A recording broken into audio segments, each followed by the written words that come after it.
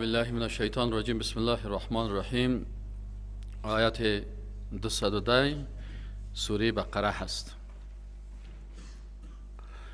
یکی از صفات کفار و مشرکین و منافقین بیان میکنه. الله متعال میگه متوجه باشین که کفار و مشرکین همیشه به آنچه که الله متعال از آیات و معجزات بیان کرده به او اکتفا نمیکنن، بلکه بیشتر و بیشتر طلب میکنن.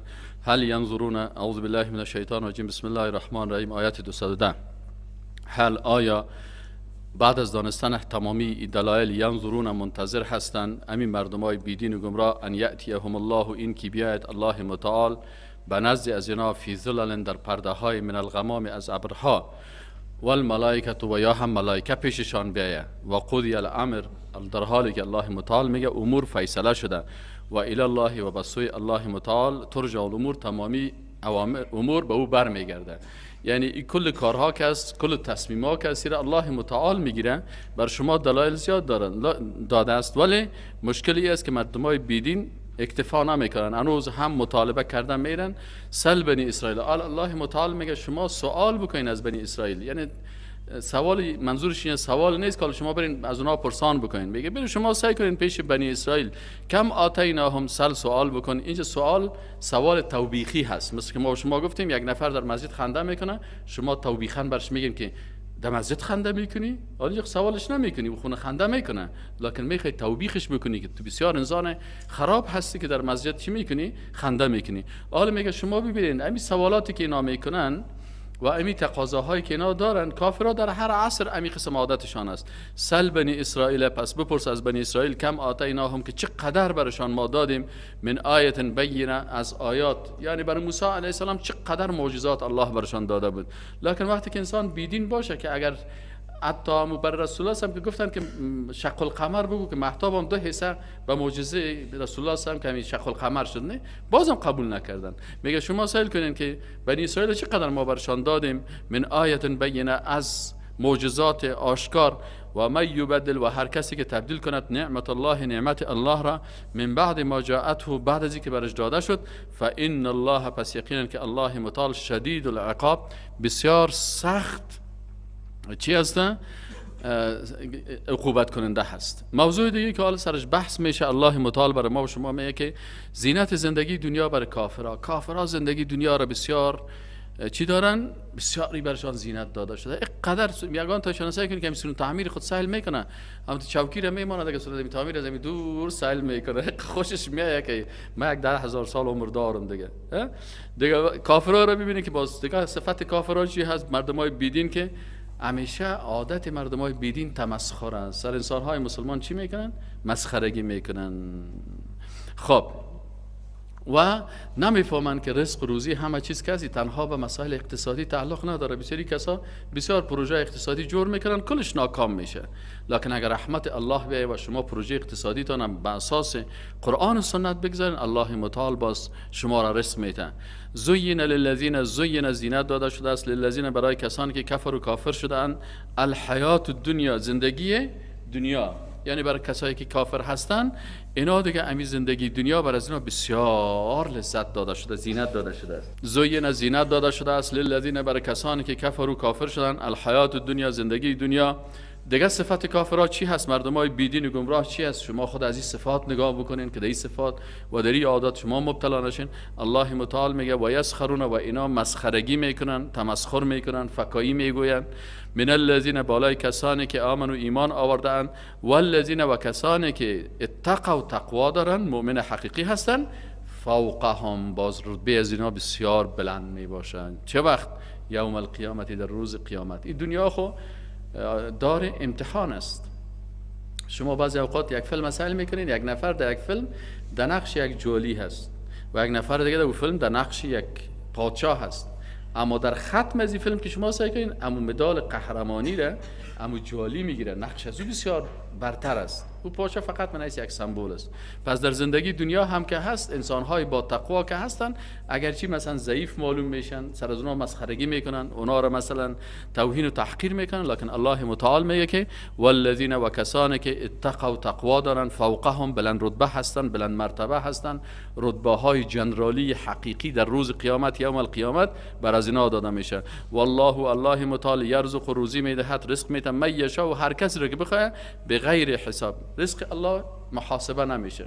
شما ببینید در تمام دنیا، در تمام سرزمین‌های دنیا که سعی کنین رزق الله بر هر کسی، شما توجه بکنید حتی با ضعیفترین مخلوقات هم اگر شما سائل کنین الله برش رزق میرسونه.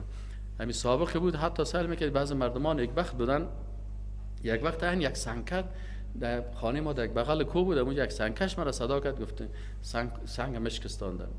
اما هم آدم درس توحید میداد. مرا گفت بیا بچیم یک چیز برات نشان بدم. گفت میفهمی که الله چه قسم رزق مخلوقات خدا میرسانه؟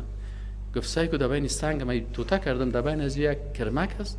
گفت سعی کو کرمک دان از کرمک یک دانه برگ بود.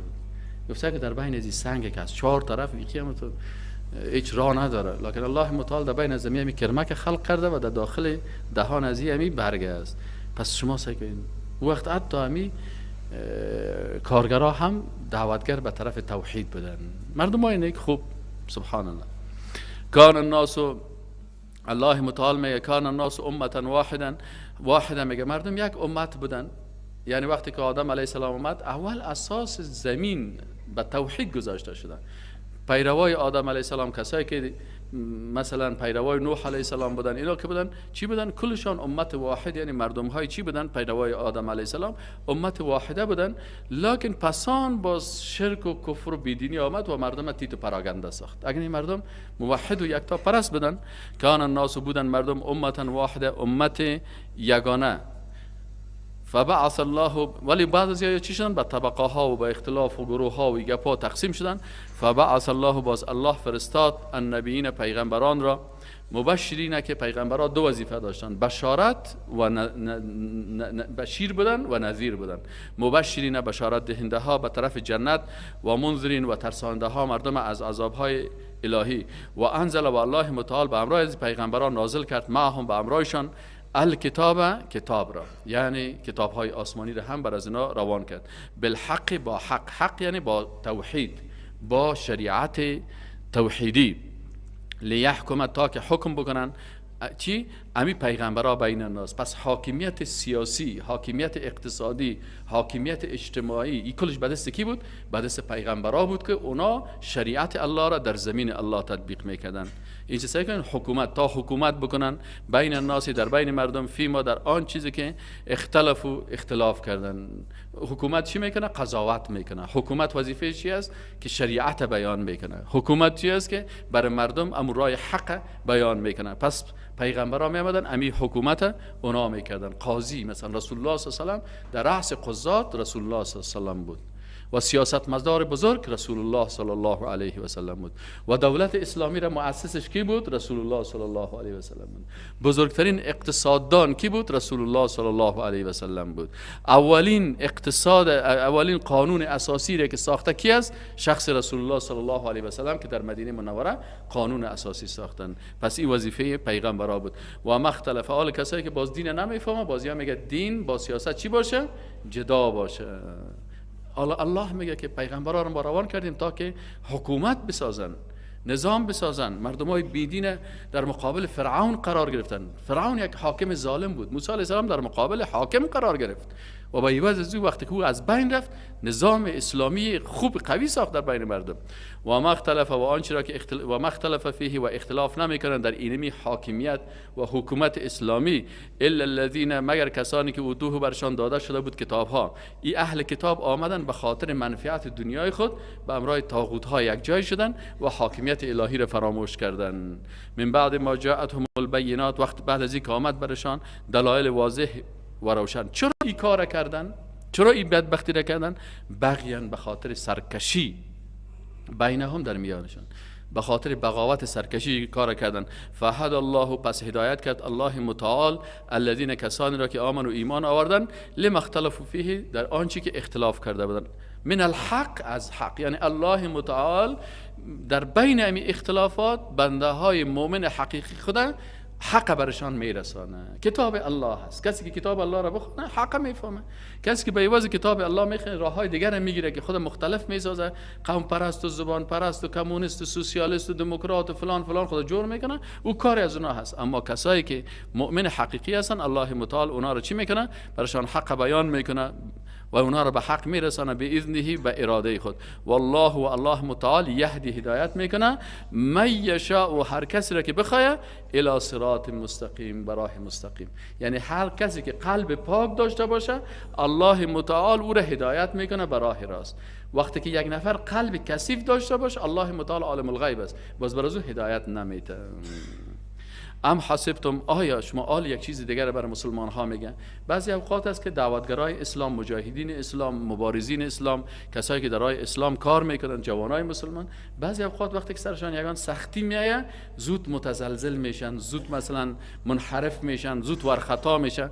الله متعال میگه که این کار که هست بسیار دیگه امت ها مسلمان همیشه سرشان این امتحانات میایه دیگه. تو نشه که اگه پیش روی غوریای پلو ماندن باز دیگه بسیار خوشحال باشی، اگه باز کسی یک انتقاد سرت کرد باز دیگه یک دفعه دیگه انفجار میکنی چرا سر ما انتقاد کردن. نه، وقتی که دین الله را تطبیق میکنی سختی ها و مشکلات و مصیبت ها و امتحانات در بین ازو هست. الله متعال میگه ام حسبتم، ای شما مسلمان ها آیا شما او تو گمان میکنین ان تدخلوا الجنه، ای که داخل جنت شوید، ولما یاتیکم، و تانوز نرسیده برای شما مثلا امتحان مثل امتحان الذین، کسانی که خلو گذشتن من قبلکم، قبل از شما، مست هم بر از این امتهای قبلی میگه رسید البعصاء و سختی ها و الضراء و تنگ دستی ها و ضررها و زلزل، و آنقدر یا تکان داده شدن، آنقدر سرشان سختی ها آمد.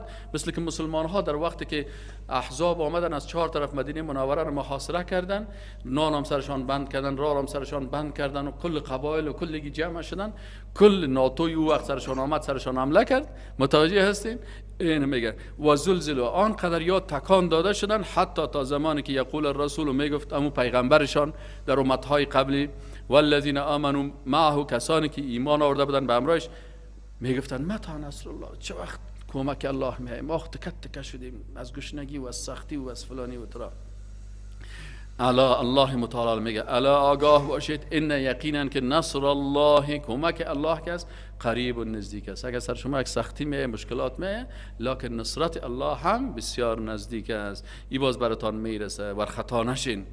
یسالونک، از تو سوال میکنن ای رسول الله صلی الله علیه و سلم، ماذا ينفقون، که ما چی را نفقه بکنیم، چی را مصرف بکنیم. قل ما انفقتم، بگو برشان آن چیز را که شما نفقه میکنین، من خیر، از نیکی ها. حالا بسیاری کسا میگه ما میخوایم خیرات بکنیم. خیرات چه قسم است؟ این اصلا ما یک ختم میکنیم با کلگی وطندارا و پیسدارا و میلیونرها را جمع میکنیم میشانیم. الله متعال میگه که این نفقه شرعی نیست، که شما فقط خودتان دوین خود خورده میرین و خودتان میله کده میرین، نامش میمانین صدقه و خیرات. نفقه اصلی و شرعی چی است؟ فلل والدین. یک نفر ببینی که مادرش کالا نداره، باز در میمانیای خودم بعد لک لک مصرف میکنه.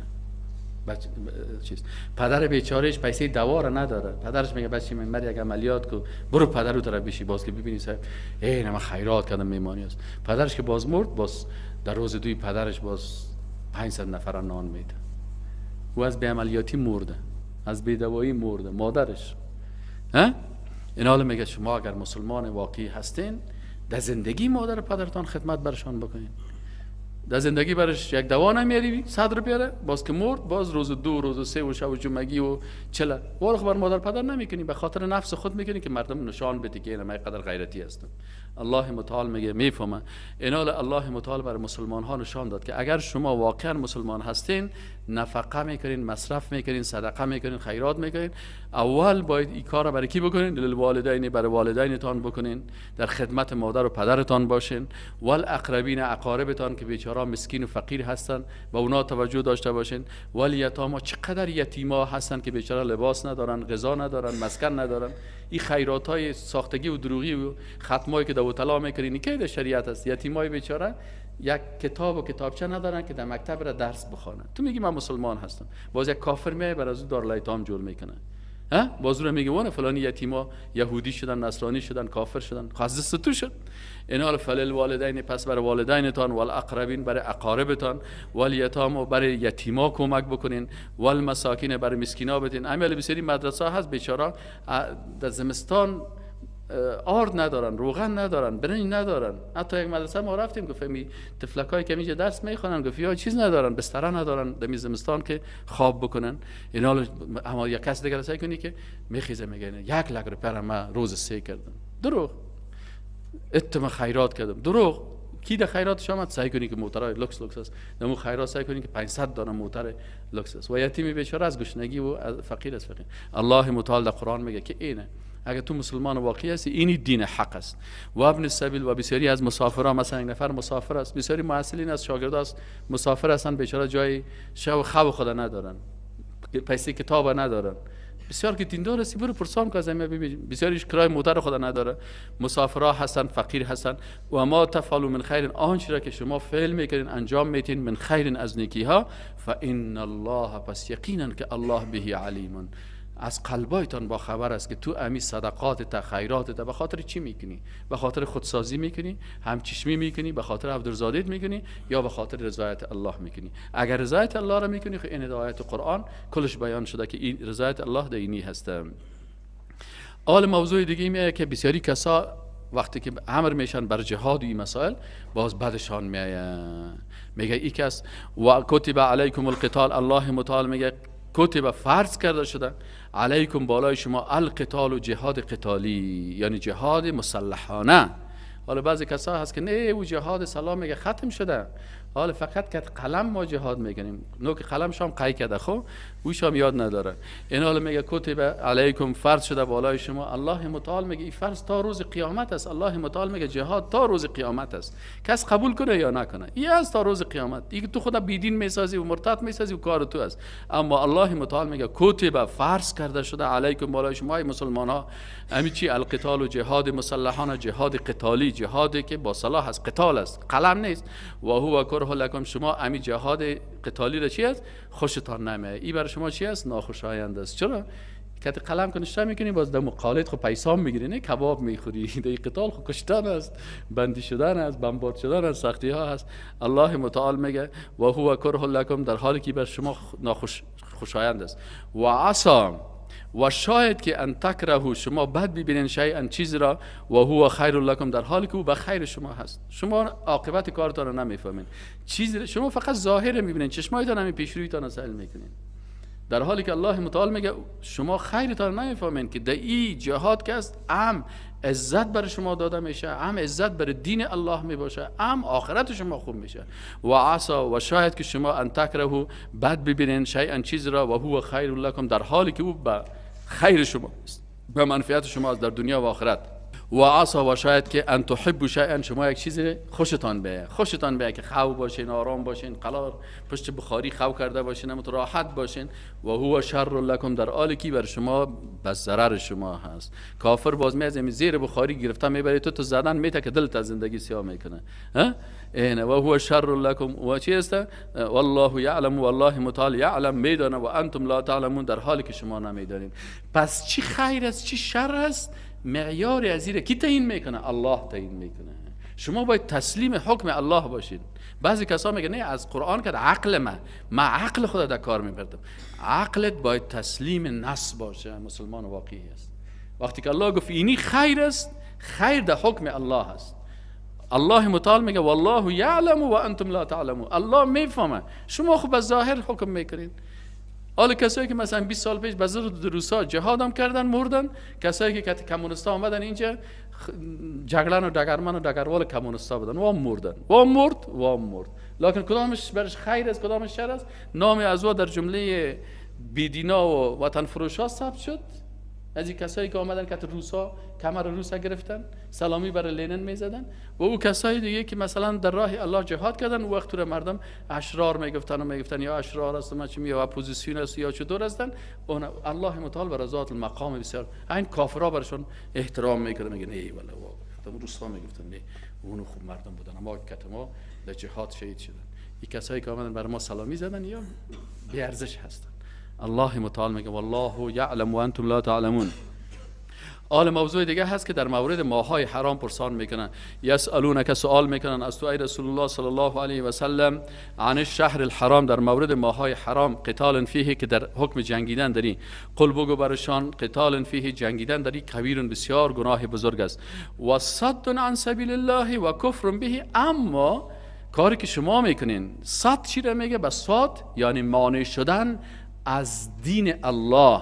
کاری که شما میکنین که در مسجد مردم به نماز نمیمانین، برای اطاعت نمیمانین، برای عبادت نمیمانین، برای قرآن خواندن نمیمانین، به تفسیر قرآن نمیمانین، به ترجمه قرآن نمیمانین، به بیان حکم الله نمیمانین.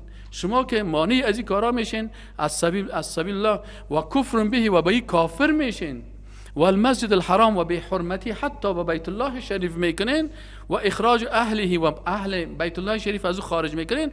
اکبر عند الله، بسیار گناهش بزرگتر است از چی کردن؟ عند الله، بسیار بزرگتر است عند الله، به نزد الله متعال. و الفتنه و فتنه انداختن، اینجا فتنه منظورش در کفر انداختن، مردم در کفر و در شرک و در بدعت و در اینا مبتلا کردن، اکبر و بسیار بزرگتر و خطرناکتر است من القتل، از جنگ کردن. ولا یزالون، الله متعال میگه که بعضی کسا میگن نه والا شاید امی کافرا باز کتما دیگه جنگ نکنه. الله متعال میگه نه، شما اشتباه میکنین. ولا یزالون، لا یزالون اینجا به معنای همیشه، به شکل دوامدار انجام میتن. لا یزالون برای همیشه اینا دوامدار چی میکنن؟ با امرای شما قتال و جنگ میکنن، حتی چه وقت باز جنگ ختم میکنن؟ یا ردوکم عن دینکم، شما را از دینتان مرتد بسازن. یعنی تا زمانی که مرتد نشدی کافرها دستشان از جنگ ختم نمیکنن. باز اگر مرتد شدی، آمدی در دامنش افتادی، باز قانونش قبول کردی، باز برنامه های زور قبول کردی، باز سرلوچی و پایلوچی و بی‌حیایی و گمراه و کلپ های زنا را یار قبول کردی، باز میگه حالا تو مثل ما کافر شدی، باز میگه حالا کتو دیگه بیا دیگه بغل بتیم، خیر است که مریشم کل است، از تو 1 متر است، بازو بریشی گپا نداره. کفر است، موضوع قلب است. ولا یزالون، و به شکل دائمی و دوامدار یقاتلونکم، با شما می جنگن کافران، حتی تا زمانی که یردوکم، شما را بگردانن، مرتد بسازن شما را عن دینکم، از دینتان، ان استطاعوا، اگر بتوانند. و من آل الله متعال میگه کسی که باز صف کفار قرار میگیره، با امرای از اینا همدست میشه، قوانین از اینا را میپذیره، باز نام خود دموکرات میمانه، سوسیالیست میمانه، من سوسیال هستم، من سوسیال دموکرات هستم، مثلا من لیبرال دموکرات هستم، و دیگهش میگه من کمونیست هستم، دیگهش میگه خلقی هستم، دیگهش میگه من پرچمی هستم، دیگهش میگه مثلا من شوله‌ای هستم، دیگهش میگه من قوم پرست هستم و پشتونخوا هستم و فارسی خوا هستم و من چطور هستم. این الله متعال میگه بازی کسا که کارا را کرد، و من و هر کسی که یرتد مرتد میشود، و من یرتد و هر کسی که مرتد میشود منکم از شما عن دینی، از دینش، فیموت، باز ای دمی حالت میمره، دمی عین دوستی با کفار، یک دفعه میمرده که خطا میخوره، مرد فلانی نفر، فیموت، پس میمره، و هو کافرون، در حالی که کافر شدن. فاولای که پس همین گروه مردم که از حبطت اعمالهم، تمام اعمالش نابود میشن. ای که تو 10 سال پیش چی کردی؟ آل مهم است، آل چی میکنی؟ آل در دامانه که قرار داری. او 10 سال پیش ما نماز خواندیم، روزه رفتیم، حج کردیم، زکات دادیم، این کل از الله متعال میگه فاولای که همین گروه مردم که از حبطت، از بین میره و نابود میشه، اعمالهم، تمام اعمال نیکشان. چرا اعمال نیک پیش الله وقت قبول میشه که به اساس توحید باشه، وحدانیت الله را، در ذات الله موحد باشی، کس را شریک نکنی، در صفات الله کس را شریک نکنی، در افعال الله کس را شریک نکنی، در عبادت الله کس را شریک نکنی، و در قانون و شریعت الله کس را شریک نکنی. اگر باز دی 5 چیز تو شریک کردی به امرای الله مخلوق را، باز تمام اعمال نیک تو نابود میشه، الله قبول نمیکنه. تو باقی هستی از عقیده الله. الله باز باقی و انسان سرکش و مشرک و ملحد و مرتد، باز اعمال از قبول میکنه. فاولای که پس همین گروه مردم حبطت، از بین رفته از اعمالشان، اعمال از اینا، فی دنیا، در دنیا، و الاخره، در دنیا، نه در دنیا اعمال از پیش الله ارزش داره و نه هم در آخرت. و اولای که و همین گروه مردم اصحاب النار، اهل دوزخ هستند، هم باز ایشان فیها، در همین دوزخ خالدون، همیشه میباشند. مسلمان های واقعی چی صفت دارن؟ مسلمان های واقعی صفات الله متعال وقتی که صفات مشرک و منافق و کافر و مرتد بیان میکنن، در مقابلش صفات مؤمنین بیان میکنن. میگه که ان الذين یقینا کسانی که آمنو ایمان آوردن، والذین و کسانی که هاجروا هجرت کردن، و جاهدوا و جهاد کردن فی سبیل الله، فقط در راه الله به خاطر رضایت الله، اولئک همی گروه مردم یرجون امید میکنن رحمت الله، رحمت الله را. اینیا باز امیدوار رحمت الله باشه. مهاجر که به خاطر الله هجرت کرده و جهاد به خاطر الله میکنن. والله و الله متعال غفور بخشاینده هست، رحیم مهربان است. حالا حکم دیگه را بیان میکنه. شما میفهمین که در مسئله شراب و یا که بود الله متعال آیات تقریبا ما گفتیم که احکام شریعت اسلامی به شکل تدریجی بود، چون مردم مثلا در شراب بسیار عادت داشتن. اصل جاهلیت، از چندین قرن جاهلیت در یک منطقه حاکم باشه، بت پرستی، در یک روز خود نمیتونی که کل از او را قطع بکنی. پس الله متعال برای مسلمان ها اسلوب تدرج گذاشته که شما همیشه آهسته آهسته پیش برید. دعوتگرایی که جوانایی که احساساتی هستن، در یک روز میخواد که یک نفرش نماز نمیخوان، در یک روز میخوان که مولای ماجد جور کنن. این قسم نمیشه. شما اگر یک نفر مثلا دست 4 ماه مثل یک دیخان که گندم میپرده، در 4 ماه اگر یک بینماز نمازخوان ساخته تا نیستی تو باز کامیاب هستی. 4 ماه سرش کار کو سر نماز به. در 4 ماه اگر عقیده از جور شه. یک نفر 30 سال است در شرک مبتلا است، تو میخوای همین دو دقیقه همین 2 کلمه او را از شرک و از بدعت گپا خلاص کنی. آهسته آهسته آهسته آهسته مثل دیقان ور باش. اول زمین نرم بکو، اون نفر خو مثل زمین سخت است، اول نرمش کو، قلبش کو، باز تو نه که قلب لغت مالش کنی، با الفاظ شیرین متوجه هستی، او را مثل زمین نرمش میکنی، باز اساس گندم میپرتی، باز کم کم برش او میتی، خشاوه میکنی. در 4 ماه تا که یک نفر عقیده خرابش چی شوه، عقیده جور شوه، جان میگیش، قربان میگیش، جان میگی، دعوت زد دکتر واره باش، دکتر متخصص. حالا ما خود دکتر هستیم، یگان تا که ما رو دعو میزنه باز میگیم خیر است. دکترها، من دکتر چی هستم، من بخش عقلی و عصبی. یگان تا مریضای ما مرضای عقلی و عصبی می داشته باشه، غال مقال میکنه، دعوا میزنه، هر چیز میگه. پس انسان دعوتگر مسلمان چی است؟ با تدرج پیش میره. الله متعال اول شراب گفت که در این منفعت هم است، نقصش زیادتر است. باز دیگه گفت در نماز که میرین به شراب که خورده بدین در نماز پیش نشید. یک 20% دو آیت اصلاح شدن، یک 20% دیگه دیگه آیت اصلاح شدن. مردم اساس فهمیدن. در مرحله سوم باز برشان گفت که انما الخمر والمیسر والانصاب والازلام رجس من عمل الشیطان. عالمی را الله متعال میگه. این آیت هست که در اول اسلام بود، باز پس آن حکمش چی شد؟ منسوخ شد با آیت بعدی که در سوره آل عمران میگه. یسالونک، تو را سوال میکنن ای رسول الله صلی الله علیه و سلم، عن الخمر، در مورد خمر، در مورد شراب، یعنی چیزی که عقل میپوشانه. در اون وقت امی خمر، چیزی که عقل میپوشان چی بود؟ اون وقت خمر چی بود؟ از انگور جور میشد، از مثلا خرما جور میشد. حالا مثلا در امریکا از کچالو جور میشه، در بعضی جای دیگه هست از دیگه مواد جور میشه. هر چیزی که عقل انسان میپوشانه از انسان شادی جور میکنه. می شراب خور کس که می شراب خورد شادی واره میرسه، خوک واره به غیرت میشه. میگه تو را سوال میکنه در می چیزهایی که عقل انسان میپوشانه، انسان نشه میکنه. و دیگه سوال میکنه در مورد والمیسر و در باره قمار سوال میکنه. یعنی می لدو کالا میزنه، لدو هم قمار اصلا نامشه. اگر اینترنتی بود، موبایل بود خیر است. اگر قطعه کاغذکی بود، سابق کلاسیکش کاغذ بود، حال عصریش که است امروزی است. خرمو خرس منتها پالانه کشی شده، تغییر کرده. گناهش همون گناه هست. شراب خور همون گناه رو میگیره، ولو که نامش واین بانه یا ودکا بانه، براندی بانه. ما یک وقت در دبی رفتیم 300 قسم شراب ها بود. من نامه‌اشون خوانده میرفتیم. یک کس مرا گفت استاد این بوتل شراب نامه‌اش میخونیم. گفتم ما بفهمیم که باز مردم. ولی یک نفر میگه پرسان میگه والا ما براندی خوردیم. مولای مسجد براندی رو نامش نمیفهمه. می خوب کردی که خوردی. او خیالش گفت خمر خوردیم، باز می او حرام است. خمر براندی هم خمر است، منتها نامش چی کردن؟ تغییر دادن. پس علما باید بفهمن همین نام ها را. یک کس می همین لدو چطور است؟ میگه والا بچه من لدو مدور نمیفهمم، ما ساتیری میکنیم.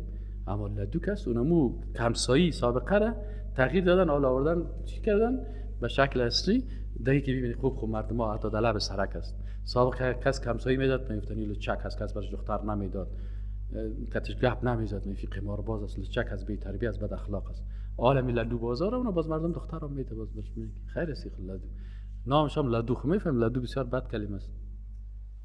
و یسالونک و تو را سوال میکنه ای رسول الله صلی الله علیه و سلم عن الخمر در مورد خمر و المیسر و در خمر در مورد چیزی که ما یخامر العقل، هر چیزی که عقل میپوشانه. خمار چادر میگن، چادر هم سر میپوشانه. متوجه هستین؟ میگه سوال میکنن تو را در مورد اون مشروباتی که در مورد اون نوشابه ها، ولو که نوشابه باشه یا هر چیزی که عقل انسان میپوشانه، و المیسر و درباره قمار، قل بگو برشان رسول الله صلی الله علیه و سلم فیهما در امی شراب قمار که هست اثم گناه است، کبیر بسیار بزرگ، گناه ازی بسیار بزرگ و خطرناک است. لکن و منافع و بعضی از منفعت ها هم از کسایی که تجارت میکنن دکانداری میکنن، بر از اینا بعضی از منفعت ها برای بعضی مردم هست. و اثمهما اکبر، لکن گناه از اینا بزرگتر است من نفع، از منفعت از اینا کرد. اگر تو مسلمان هستی یقین داری به قرآن، بفهم که ضرر از اینها از منفعتشان کردن بیشتر است. و یسالونک و از تو سوال میکنن ماذا ينفقون، که چی نفقه بکنن. حالا پیشتر مثلا بعضی کسا سوال میگه اگر ما مثلا در هتل ها قمار را اجازه بدیم، یا مثلا اگر شراب مثلا فابریکیش بسازیم، این ما یک فابریکه شراب میسازن باز در بین عزیز 500 نفر کار میکنه. الله متعال میگه ضرر ازی در جامعه از منفعتش کردن بسیار زیاد است. اقتصادتان به اساس گمراهی ها بنا نکنین. در هتل که مثلا اگر 100 نفر 200 نفر جذب میشن در هتل میرن باز قمار میزنن، لکن در هتل باز بسیار خون میشه، قتل میشه، کشتار میشه. گناهی از اینا نسبت به منفعتشان چی است؟ بیشتر است. پس شما اساس اقتصادتان به اساس شریعت الله بگذارید، نه به اساس قوانین غربی. غربی ها وقتی که آزادی ها را ماندن، جوان اول بسیار خوشحال شدن که این آزادی جنسی هست. دل ما if I'm a young I can do everything، وقتی که من یک جوان هستم هر چی که خواستم میشه. پسان که یا می کار کردن، عالم ببره که 50 میلیون در فلانی مملکت تنها مبتلا هستن به چی؟ به HIV. عالی جوان آزادی برای چی قسم داده شود که بالاخره میکشش و یا که حداقل در یک چوکات قانونی زندگی بکنه که تا آخر عمری راحت باشه. پس الله متعال میگه که اینی گناهی از اینا و ضرر از اینا بسیار بیشتر است. پس اقتصاددانایی که به اساس سود اقتصاد خودم میگذارن، به اساس شرابخوری اقتصاد خودم میگذارن، به اساس کلب های زنا اقتصاد خودم میسازن، الله متعال میگه یا ضررشان زیاد است، بازیا بدبخت زیاد میشه. ظاهر یک چند پا پیدا میکنن، دیگر روز ببینی که هتلش شراب خورا جنگ کرده، سر تکت کرده میز و چوکی و هتلش کل سرمایه‌اش از بین رفته. و یسالونک و تو را سوال میکنن ماذا ينفقون، از چی نفقه بکنن.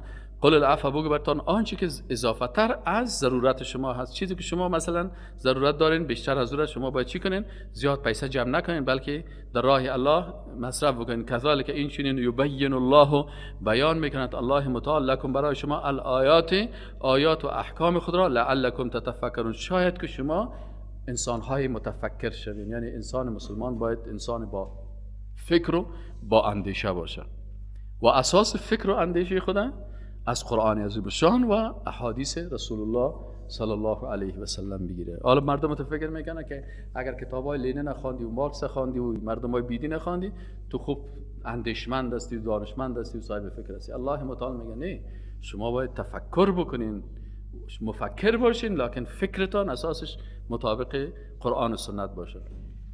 فی دنیا، در مسائل دنیوی هم از فکرتان کار بگیرین، والآخرتی، و در مسائل اخروی هم از فکرتان کار بگیرین. و یسالونک، و سوال میکنن تو را ای رسول الله صلی الله علیه و سلم عن الیتاما، در مورد یتیمان. قل بگو برشان اصلاح لهم خیرون، شما در قسمت یتیما باید اصلاح کاری بکنین. اصلاح بر یتیما بهتر است. در قسمت یتیما بعضی اوقات افراط میشه، بعضی اوقات تفریط میشه.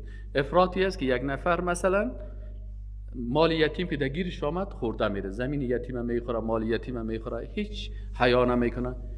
و هر قدر که شد مثلا اگه در خانه 10 نفر هستن، نصف پیسه از یتیم میگیره تا نصف از خوده. بعضی کسا در خوردن مال یتیم، حالا مثلا بسیاری کسا یتیم مثلا یک نفر فوت میکنن، در قسمت یتیم ظلم میکنن. مانده سه بسوا زمین از پدرش مانده، یک چند پول نقد مانده، ایره میگیرن به نام اسقاط و به نام خیرات و به نام روز 2 به نام روز 3. وقتی که 40 از این مرده خلاص میشه، یتیمی بیچاره هیچ چیز برش نمانده، کلش پیسه دارا خوردن. الله متعال میگه یا در روز آخرت در شکمهایشان آتش میباشن. و بعضی کسا بودن که حتی میگفتن که هیچ به مال یتیم دست خود دراز نمیکرد. الله متعال گفت نه، شما باید وسطیت در نظر بگیرید. اگر کتان یتیم است، یتیم مال داره، شما 10 نفر هستین، داخل 9 نفر هستین، کت یتیم 10 نفر میشه. حال شما 10 رپک سودا میخرین، باید 1 رپک از مال یتیم بگیرین. و اگر باز 1 رپک از مال یتیم گرفتین، سودا خریدین، کت غذای خود گتش کردین، کلتان سر سرخان ششتین، یک جایی خوردین، بازی پروا نمیکنه. متوجه هستین؟ یعنی الله متعال از قلب تو با خبر است که تو آیا حرامخور هستی یا صادق هستی. الله نامی آمدن سوال میکردن در مورد کی؟ در مورد و یسالونک، و سوال میکنن از تو ای رسول الله صلی الله علیه و سلم عن الیتام، در مورد یتیمان. حالا ببینین وقتی که سوال از رسول الله صلی الله علیه و سلم میشه، رسول الله صلی الله علیه و سلم تا که آیت قرآن نمیاد، تا وحی نمیاد، جواب نمیگن. پس وظیفه علما این نیست که هر چی که از دلشان شد گفته بره، ولی نظر ما یستر است. باید قرآن مراجعه بکنین که قرآن چی میگه. مردم میامدن از رسول الله پرسان میکرد، رسول الله چپ میبود، منتظر میبود که چه وقت بالایش وحی بیه و باز حکم الله رو بر مردم بیان بکنه. حالا بسیاری کسا هیچ قرآن و سنت نمیفهم، از دل خود که فتوا داده میره، گفته میره، تهمت میکنه بالای الله و رسولش. و یسالونک، و سوال میکنن ای رسول الله سلام عن الیتام، در مورد یتیمان. قل بگو ای رسول الله سلام، امر الله هست، برشان بگو که اصلاح لهم خیرون، اگر شما اصلاح بکنین در امور یتیما خیرون بهتر است. و این تخالطوهم، اگر شما گت کنین مال یتیم با مال خود با اندازه فیصدی که حق هر کدام میرسه. متوجه هستین؟ عادلانه. پس فاخوانکم، پس اونا برادرای شماست در دین، برادرای دینی شماست یتیما.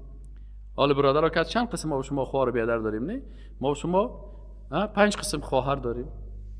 نکاح 4 قسمش حرام است، 1 قسمش خواهر پنجم نکاحش چی است؟ حلال است. خواهر پنجم نکاحش حلال است نیست؟ سکه اینال یگان تا خندگک میکنه نمیفهمه. خب یکی خواهر سکه هست که از مادر و پدر باشه، یکی خواهر پدری هست، یکی خواهر مادری هست که از مادر یکی هست، از پدر جداست. 3 قسم شد. نه، قسم 4م خواهر رضایی است که تو همراه از او شیر خوردی. یعنی 4 خواهر نکاحش همراه تو حرام است. 5م قسم خواهر دینی توست.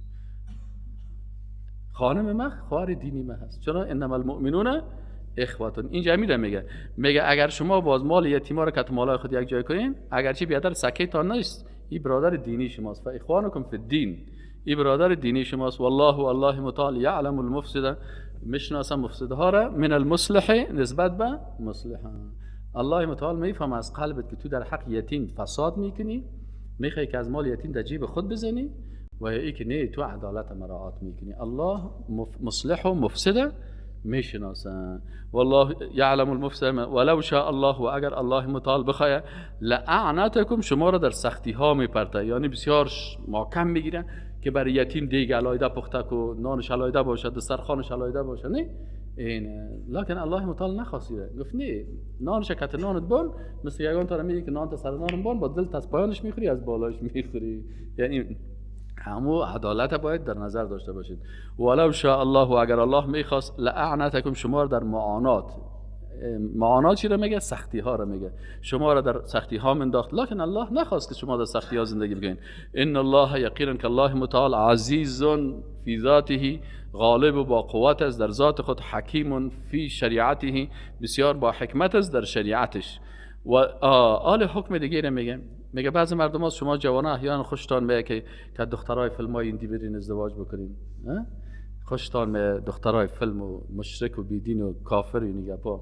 حالا شما اگه در اروپا و امریکا باشین یا در اینجا مثلا یک مشرک از کافر از بیدین است، هیچ خدا را نمیشناسه، الله متعال میگه ولا تنکحوا، و شما جوانای مسلمان، مردهای مسلمان به نکاح نگیرید، المشرکات، زنان مشرکه را، دخترای فیلمی که اندو هستن، اندوها را، بت پرستا را، قبر پرستا را، اینیا را شما چی نکنین؟ یا را به نکاحتان نگیرین. کسی که شرک میکنه، در ذات الله شرک میکنه، مثل که یا در صفات الله شرک میکنه، یا در عبادت الله شرک میکنه، یا در اطاعت الله شرک میکنه.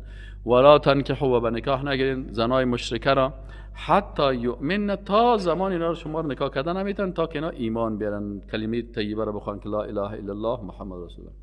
ولا امه مؤمنه، و یک کنیزه که با ایمان، خیر بهتر است من مشرکت، ولو که یک زن مشرک میلیونر باشه، زیبا باشه، بیدین است، کافر است، مشرک است، ولو که همین یک کنیزک هم باشه که او بسیار فقیر است، از این مشرک کرده پیش الله ارزش از او بسیار زیاد است.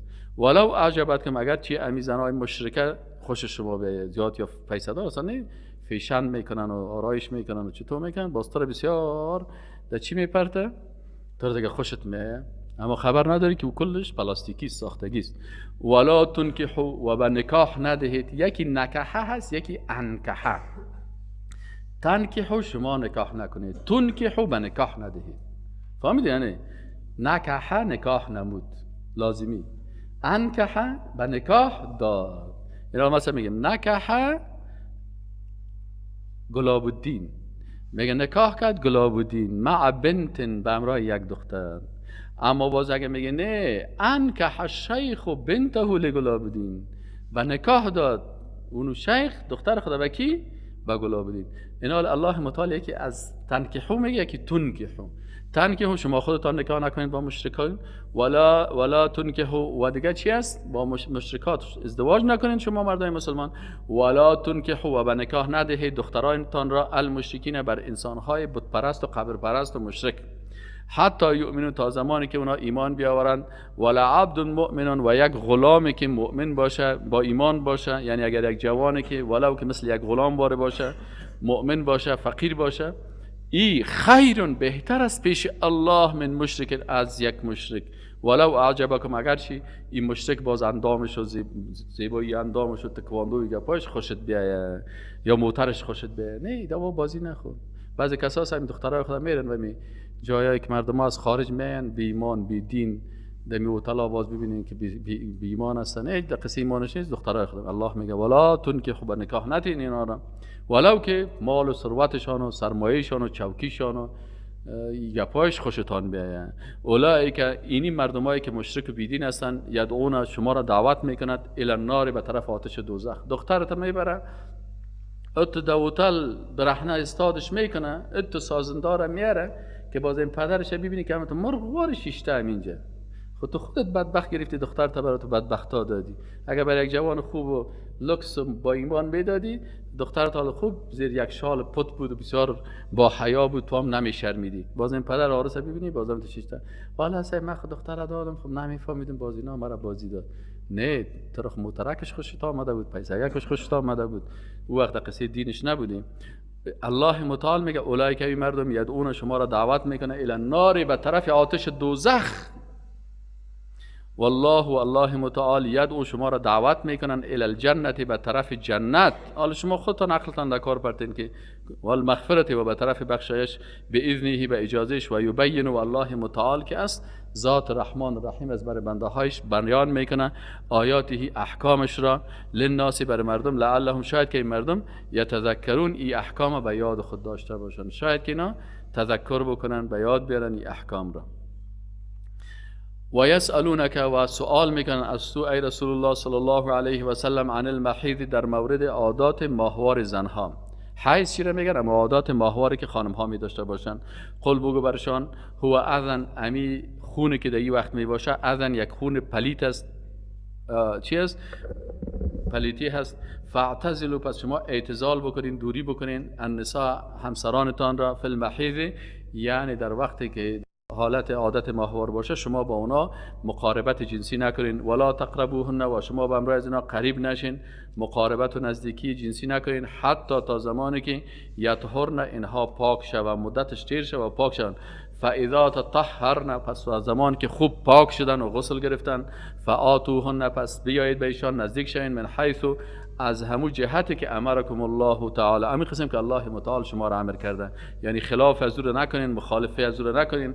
ان الله یقینا که الله متعال یحب دوست دارن التوابین مردم هایی که توبه میکنن و یحب و دوست داره انسانهای متطهرین انسانهای پاکه که نه در حالت حیض و عادات ماهوار و نفاس به همسرشان نزدیک میشن و نه از راههایی که ممنوعه هست. چرا رسول الله میگه که اگر کسی با همسرش از دبرش نزدیک میشه لعنت الله بالای از او هست، اینالی اجازه نیست.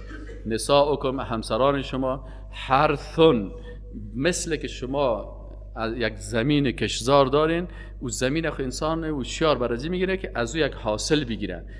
ازدواج هم به خاطر داشتن اولاد است که حاصل بگیری.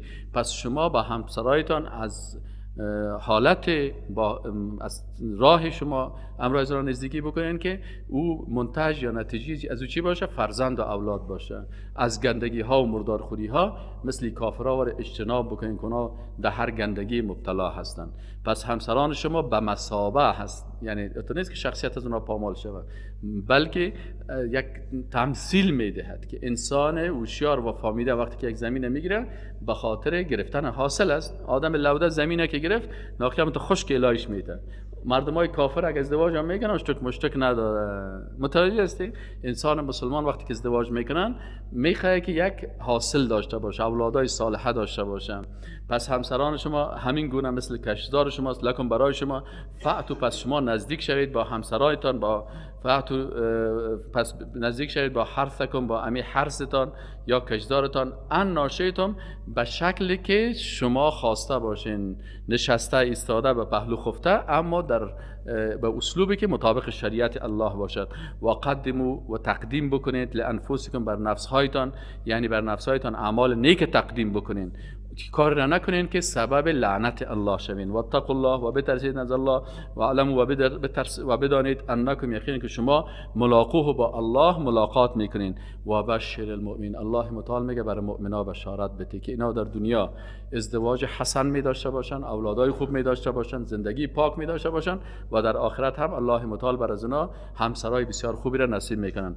ولا تجعلوا، آل یک مسئله دیگه هست که بعضی مردم هاست بسیار در گپایشان قسم میخوره. یک متر تکره که میفروشه تو فروشا یک 10 دفعه خوب قسم میخورن. او برادر متر سیر پتکه است، در سیر پتکه والله استاد میره ما 20 روپیه خریدیم که والله که 29 روپیه خریدیم که والله کردیم. الله متعال میگه که او تکه فروش، او دکاندار، او محصل، او جوان، او قاضی، او شخص خوب، ولا تجعل الله، و مگر دارید الله را عرضة لایمانکم، وسیله بر قسم هایتان. ولا تجعلوا، و مگر دارید الله را عرضة وسیله لایمانکم، بر قسم هایتان، ان تبروا، این که نیکی نکنید، و تتقوا، و تقوا نکنین، و تصلح و اصلاح نکنید بین الناس، در بین مردم. شما هدفتان نیکی نیست، اصلاح نیست، بلکه میخواین که منفعت برای خود بیارین، با قسم دروغ مردم فریب بتین. والله، و الله متعال سمیع، بسیار شنوا هست، علیم بسیار دانا است. او میفهمه که تو بسیار منافق انسان هستی، قسم ها را میخوری، نام مرا برای مردم گرفته میری، لکن دروغ میگی. هدفت رضایت الله نیست، هدفت این نیست که مثلا تو واقعا الله شاهد تو باشه، بلکه از نام الله استفاده منفی میکنی و میخوای که مال مردار و خراب و پلیت و مال تلپتت و مال خراب و بیارزشت سر مردم با قسم‌های دروغ بفروشی. لا یؤاخذکم الله، لکن بعضی کسا میگه که والا من یک گپ دیگه، یک سوال دارم. یا کسی میگه شما میگه والا من یک سوال دارم. سوال چی است؟ من یگان دفعه قصدی قسم نمیخورم، من متدمیز دارم، یگان دفعه میشینم مثلا کجا رفته؟ والا رفته بودم شهر. سیگو کجا رفته بودی؟ هم ددانم شیشتم میگم والا رفته بودم شهر. خب این احتیاط خو باید بکنی. باز الله متعال میگه وقتی که نیتتان خراب نباشه که نام الله را به خاطر اهداف دنیوی تان استعمال بکنین، کارهای خرابتان با قسم بخورین. اگر هم تو ایره باز قسم لغو میگه که یک نفر کجا بودی؟ والا شهر رفته بودم. اینالچی است میگه لا یؤاخذکم الله، شما را الله مؤاخذه نمیکنه باللغو، در سخنان لغو، فی ایمانکم، در قسم های شما، لکن یؤاخذکم، شما را مؤاخذه میکنه، شما را میگیره، بما کسبت قلوبکم، با آنچه که کسب کرده قلب های شما. الله از قلبتان خبر است که قسم به چی هدف میخوری. اگر قسمت هم تو عادی هست که در زبان تو هست، اما اگر قسم دی است که این نفر خو گپ مرا قبول نمیکنه، باش که قسم بخورم که فریب بتم، باز الله متعال سر تو را باز مؤاخذه میکنه. والله غفور، بخشاینده است، و حلیم بردبار است. الله که زود نمیگیره و دکان تو برات غرقت نمیکنه، الله متعال حلیم است و غفور است، میبخشید، وقت میته، فرصت میته. خب حالا بعضی کسا هستن که به همراه همسرای خود چی کردن؟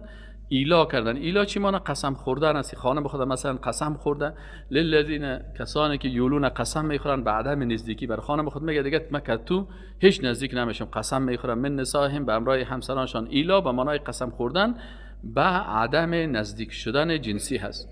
اینا دیگه الله متعال چی میگه؟ میگه کسایی که قسم میخورن بعدا من نزدیکی من نساء با همسرانشان تربص و 4 اشهر، بر از اینا مهلت داده میشه 4 ماه. فان فاو، پس اگر برگشتن از قسم خود، فان الله، پس یقینا که الله متعال غفور بخشاینده است، رحیم مهربان است. و این عزم، اگر نیک عزم کردن قصد کردن طلاق را، فان الله، پس یقینا که الله متعال سمیع و علیم، الله شنوا و عالم است، میفهمن. حالا اگر طلاق واقع شد چی باید بکنن؟ میگه والمطلقاتی، و زنانی که طلاق شده هن، یا تربصن، انتظار بکشن، به انفسهن، به نفسایشان، 3 قروء، 3 قروء. قروء ای عادت ماهوار، بعضی ها میگه 3 طهر است یا 3 حیض است، یعنی تقریبا همون که ما شما میگیم 3 ماه و 3 گری، 3 عادت ماهوار یا 3 طهر. ولا یحل، و حلال نیست، لهن، برای این زنان طلاق شده، ان یکتمن، این که بپوشانند، ما آنچه که خلق الله فی ارحامهن، که الله خلق کرده باشه در رحمشان. این 3 ماه برای او خانم های طلاق شده است که اونا مثلا در بطنشان طفل ندارن، و این زن طلاق شده باید ایره پت نکنه. اگر باز طفل در بدنش بود، بازی ازدواج کردن نمیتونن تا وقتی که امی طفل تولد نشه. متوجه هستین؟ پس میگه که این زنها باز کتمان نکنن ما آنچه را که خلق الله، خلق کرده الله متعال، فی رحمشان، در رحمهایشان، یعنی یا حمل می داشته باشه. این کنه، اگر امی خانم ها یؤمن، ایمان دارن، بالله، به الله، و الیوم الاخر، و به روز آخرت. یک وقت یک کسی بود، برادر ما قاضی بود، در 3 شنبه یک کسی را، دوشنبه یک کسی را طلاق کرد، روز جمعه دعوت کرد، بیا که نکاحش است. چی گپ است؟ او روز طلاق داشت. شریعت میگه 3 ماه بایدی چی کنه؟ ازدواج تا 3 ماه کردن نمیتونه، تا 3 حیض یا 3 طهر نشه، چرا که اولاد نداشته باشه، خلط بین نسب ها نشه. باز اگر اولاد داشت، باید بازی تا وقتی که طفل تولد میشه باید صبر بکنه. هر وقت طفلش تولد شد، باز میتونه که به شوهر دیگه خود، شوهر دیگه نکاح بکنه. بازو نمور صاحب گفتن نه ما نکاح میکنیم، چطور میکنیم؟ این مردمایی که بی خبر از دین، و وقتی برشان دین هم گفته شده هیچ قبول نمیکنن. این کنه، اگر اینا ایمان دارن، یؤمن، ایمان دارن، بالله، به الله، و الیوم الاخر، و روز آخرت، و بعولتهن، و شوهرانشان، احق بردهن، مستحق تر هستند به برگشتاندن از زنا، فی ذلک، در ای. این اراد و اصلاح، اگر یا اصلاح میکنن، یا در بعضی از طلاقا هست که باز شوهر میتونه که پس در طلاق رجی یا در طلاق رجی که بس رجوع بکنه، در طلاق، در یک طلاق میتونه رجوع بکنه، در 2 طلاق میتونه که نکاحی چیز بکنه، در طلاق ثلاثه که میشه باز او باز نمیتونه دیگه. مثلا خب ولهن، و برای خانم ها هست، مثل الذی، همو قسمی که علیهن، بالایشان است، بالمعروف، به نیکی، یعنی زنها همو قسم حقوق داره بالای شوهرانشان، مثل که شوهرها سر خانمای خود چی دارن؟ حق دارن. بعضی اوقات از شوهرها از حق خود زیاد گپ میزنن، باز از حق خانمهای هیچ گپ نمیزنن. یگان تاست که من شوهر هستم حق دارم میقدرم، خب خانمت سر چی حق داره؟ همین قسم که الله میگه، همین قسم که شوهر سر خانم خود حق داره، خانم هم سر شوهر خود حقوق داره، بالمعروف و نیکی. وللرجال، و بر مردا، علیهن، بالای از اونا درجه هست. درجه مردها چی است؟ که مردها چون مسئول اداری هستن، نفقه هستن، اینا یک درجه دارن، لکن امو درجه خودم منفی استفاده نکنن، بلکه تو مردها که در حقیقت مزدورا و خدمتگارهای خانمها هستن از دیدگاه شریعت اسلامی. برجی کچالو جوالیگری شوهر میکنه، سودا شوهر میره، مثلا پلیس دان دروازه شوهر است، اگر دزد به شوهر میخزه مقاومت میکنه. پس کلش خدمت هایی است که نظر به درجه‌ای که شوهرها داره باید در مقابل خانم های خود ایره چی کنن؟ انجام بدن. والله، و الله متعال، عزیز غالب است، حکیم با حکمت است. الله متعال میگه الطلاق، و طلاق که است مرتان، 2 مرتبه است. فامساکن، بعد از این 2 طلاق شما میتونید که یا نگه بدارد به معروف به نیکی، پس زندگی نرمال خود انجام بدن. یعنی از نگاه شریعت اسلامی طلاق خطر است که اگر کسی همراه خانم خود به اختلاف میشه و میخواد طلاق بده، از نگاه شرعی طلاق اجازه هست، لکن با اساس یک قاعده ای است که باید 1 طلاق برای خانمش بدی. وقتی که 1 طلاق برای دادی، باز 1 ماه دیگه صبر بکنه، میشه در جریان 1 ماه دوباره یا تجدید نظر بکنن. وقتی که باز میخواست که طلاق چی کنه، طلاق دومی میته، باز 1 ماه دیگه صبر میکنه. بعضی مردا از بیعقلی میکنن، در 1 دفعه کل گپ ختم میکنن. نه، باید هم تو به ترتیب 1 طلاق، باز 1 ماه صبر میکنه، میشه در 1 ماه پس دبنشان اصلاحات بره. این همون چیز شریعت اسلامی است. باز در ماه دوم طلاق دومی رو میته، باز 1 ماه دیگه صبر میکنه، باز سومی طلاق در ماه سومی میته. میشه که در همین جریان پس دوباره همو اشتباهات یا غلطی هایی که دارن اونا را اصلاح بکنن دیگه. الطلاق مرتان، الله متعال میگه طلاق که از 2 مرتبه هست، فامساکن، پس یا بعد از طلاق دومی این امساک میکنی، نگه میداری به معروف به نیکی، او تسریح یا رها میکنی همین خانم خدا به احسان به نیکی. وقتی که گزاره و زندگی نمیشه به شکل نیکی و اخلاقی او را چی کنین؟ پس رو رها میکنی، نه با جنگ و جنجال تو. ولا یحل و حلال نیست لکم بر شما مردا ان تاخذوا بگیرید مما از آنچه که آتیتموهن دادین بر زنهایتان شیئا چیزی از مهر و از لباسی گپا که برشان دادین، الا ان یخاف مگر ای که بترسن الله یقیم حدود الله که تطبیق نمیکنن احکام الله را. فین خفتم پس اگر ترسیدید ان لا یقیما که اینا اقامه نمیکنن این خانم و شوهر حدود الله حد الله را، فلا جناح علیهم و پس بالای زنا گناه نیست، فی ما در آنچه که افتادت میدهد خانم به شوهرش. یعنی مثلا بعضی اوقات است که باید شوهر مهر بر خانمش بده، بعضی اوقات است که باز وقتی که میبینه که خانم مجبور میشه در حالتی که حق الله را ادا کرده نمیتونه یا شوهرش نمیکنه، بازی از مهر خود تیر میشه، بازور میگه که مرا چی کو بر ما طلاق ما بتین، ما امی مهر ما بر تو میبخشم. تلک حدود الله، ای حدود الله هست، فلا تعتدوها شما دی تجاوز نکنین. و من یتعد و هر کسی که تجاوز میکنه حدود الله در حدود و احکام شریعت الله، فاولئک هم الظالمون پس اینا ظالم ها هستند. فان طلقها پس اگر این طلاق داد، فلا تحل له اگر طلاق ثلاثه داد که 3 طلاق شد خلاص بس حلال نیست بر از من بعد و بعد از حتی تنکح زوجا غیره تا وقتی که به نکاح بگیرد شوهر غیره به غیر از این شوهرش یکی دیگر بگیره. این حال بعضی کساست که 3 طلاق میشه باز میگه برو یک حلاله بکو. اینجا الله میگه لعنت الله سر محلل و محلل له. بعضی کساست میگه برو برای موقتی یک 3 روز یک کس رو نکاح بکو باز پس تو طلاق بده که باز من زنش پس برای حلال بسازم. در حدیث شریف است که لعنت الله هست، لعن الله المحلل و المحلل له. کسی که امی زن برای حلال میکنه به این شکل این ناروا هست، این کارا باید نکنه. پس بالای از این جایز نیست که همراهی باز نکاح بکنه حتی تنکح زوجا غیره تا که شوهر دیگه بگیره. فان طلقها پس اگر این طلاق داد، فلا جناح علیهما پس گناه نیست بالای از این اردوشان ان یتراجعا ای که دوباره رجعت بکنه وقتی که از نگاه شرعی برشان مانع نباشه. میتونه که مثلا طلاق رجعی باشه یا طلاق باین باشه دوباره رجعت بکنند. این ظن اگر یا باور میکردن که ان یقیم حدود الله که اینا باز اگر دوباره خانم و شوهر شوند اما حدود و شریعت الله را بالای خود تطبیق کرده میتوانند. و تلک حدود الله و ای حدود الله هست یبینها الله بیان میکنه لقوم یعلمون بر قومی که میدانند. و اذا و هنگامی که طلقتم شما طلاق دادین النساء خانم ها را فبلغن پس اینا رسیدن اجلهن به تکمیل مدت عدتشان فامسکوهن بمعروف یا اینا را به معروف نیکی با هم حفظ بکنید، او سرحون یا آزاد رهایشان بکنین به معروف به نیکی که برن شوهر دیگه بگیرن. ولا تمسکوهن این کلش حقوق زنها را بیان میکنه در قرآن. ولا تمسکوهن و شما اینا را زنها را طلاق شده را نگاه نکنین درارن به ضرر رساندن حق تلفی نکنین لتعتدوا تا تجاوز کنین. و ما یفعل ذلک هر کسی که حقوق زنها را پایمال میکنه در این حالت و امیر اینا را اجازه نمیده هر کسی که فعل میکنه فقط ظلم پس ظلم کرده نفسه بالای نفس خود یعنی خود مستحق دوزخ کرده. ولا تتخذوا و مگرید آیات الله احکام الله را هزوا به مسخرگی واذکروا و بیاد بیاورید نعمت الله نعمتای الله را علیکم بالایتان و ما انزل و آنچه که الله نازل کرده علیکم بالای شما من الکتاب از قرآن و الحکمت از سنت یعظکم بهی که توسط قرآن و سنت شما را وعظ میکنه. واتقوا الله و بترسید از الله و علموا و بدانید که ان الله بكل شیء علیم الله به هر چیز دانا هست. و اذا طلقتم و هنگامی که شما طلاق نمودید النساء زنان را فبلغن پس رسیدن اینا اجلهن به مدتش یعنی وقتشان پره شد فلا تعضلوهن عدل به معنای ممانعت است. فلا تعضلوهن پس ممانعت نکنید آنان را مانعشان نشوین ان ینکحن این که نکاح بکنن ازواجهن با همسرهانشان. بعضی کساس میگه ما غیرت داریم ما زنا را نمیمانیم که طلاق شده که برای حال شوی دیگه بگیره میکشیمش. اذا ترادا وقتی که اینا رضایت داشتن بینهن در بینشان بالمعروف به نیکی ذالک ممی امر کسی یوعظ به شما وعظ و نصیحت میشه برای کی؟ بر من کسی که کان باشه منکم از شما یؤمن بالله والیوم الاخر کسی که ایمان به الله و روز قیامت داره. داره. اگر کسی باز با الله و روز قیامت ایمان نداره، باز پشت عادات و رواج و غرور گپای خود بگرده.